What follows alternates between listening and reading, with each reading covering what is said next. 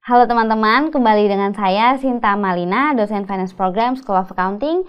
Hari ini kita akan melanjutkan ke modul 2 mengenai peran manajerial keuangan. Tujuan dari sesi ini adalah siswa-siswi dapat memahami pengantar keuangan dan perusahaan, peran manajerial keuangan, institusi, dan pasar keuangan. Dan pada modul ini kita akan fokus pada peran manajerial keuangan. Ada dua capaian pembelajaran, yaitu mengidentifikasi aktivitas primer manajer keuangan, dan yang kedua menjelaskan prinsip-prinsip manajer keuangan ketika membuat keputusan bisnis.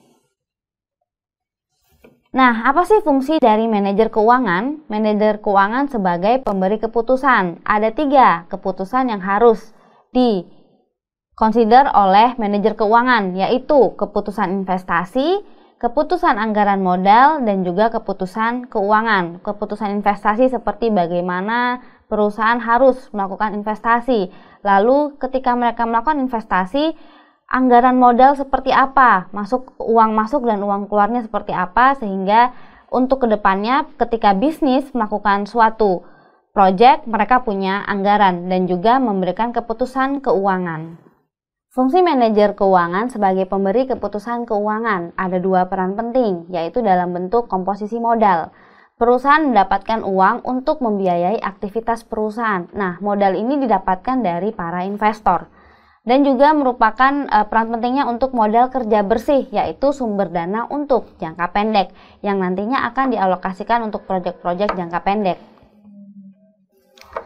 Prinsip-prinsip sebagai pedoman keputusan manajer keuangan.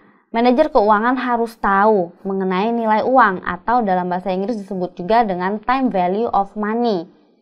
Lebih baik menginvestasikan uangnya hari ini daripada menunggu 1 tahun ke depan misalnya. Lalu yang kedua, konsep resiko dan pengembalian. Contoh tentang high risk, high return. Jadi ketika manajer keuangan mengalokasikan investasinya pada proyek resiko yang tinggi, maka tentunya mereka mengharapkan untuk mendapatkan return yang tinggi pula. Lalu di mana-mana adalah cash is king, atau cash adalah raja. Dan yang terakhir adalah pasar keuangan yang kompetitif dan juga mereka juga berkompetisi dengan industri-industri lainnya. Inilah bentuk gambaran struktur organisasi di divisi keuangan yang tentunya di-lead atau dipimpin oleh CEO, dan di bawahnya ada Chief Financial Officer. Nah, di bawah itu ada beberapa divisi, yaitu bendahara, pengontrol, direktur hubungan investor, direktur audit internal, dan manajer foreign exchange. Kita masih membahas lebih lanjut tentang fungsi manajer keuangan, yaitu bagaimana hubungannya dengan ekonomi. Tentunya mereka akan melakukan analisa cost and benefit. Berapa banyak cost yang harus dikeluarkan, dan dari cost yang dikeluarkan tersebut, berapa banyak benefit yang akan mereka terima. Lalu hubungan dengan akuntansi, tentunya mereka harus menjaga arus kas, cash inflow dan cash outflow. Dan juga mereka akan memberikan pembuat keputusan, yaitu akuntan memberikan perhatian khusus untuk koleksi dan presentasi data keuangan, sedangkan manajer keuangan mengevaluasi laporan akuntansi tersebut, mengembangkan data tambahan, membuat keputusan berdasarkan penilaian yang berhubungan dengan resiko dan pengembaliannya. Sehingga financial manager harus melihat forecastingnya seperti apa, prediksinya ke depan seperti apa. Nah, kita masuk ke kuis yang pertama.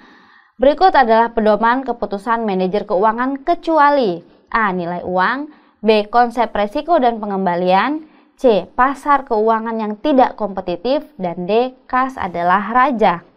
Dan soal kedua adalah berikut adalah posisi divisi keuangan kecuali direktur hubungan publik, direktur hubungan investor, C. Direktur audit internal, dan D. Manager foreign exchange.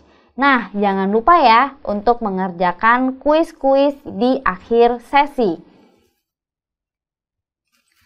Teman-teman dapat mempelajari materi hari ini lebih lanjut melalui buku Principles of Managerial Finance. Terima kasih untuk perhatiannya hari ini. Kita selesai untuk modul 2 dan jangan lupa kita akan kembali lagi di modul 3. Sampai jumpa.